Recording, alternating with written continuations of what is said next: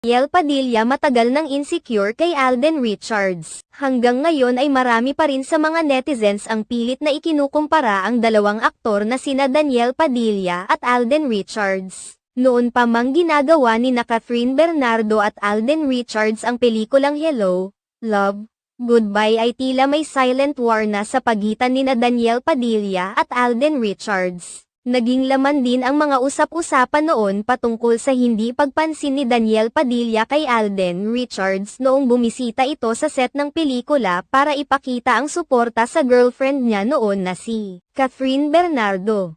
Naging issue ito noon dahil tanging si Alden Richards lamang umano ang hindi kinabo ni Daniel Padilla sa set ng Hello, Love, Goodbye. Nagpapahiwatig lamang ito na hindi niya nagustuhan ang pagkakatambal nito kay Catherine Bernardo. Lalo pang uminit ang isyu sa pagitan ng dalawa nang malampasan ng Hello,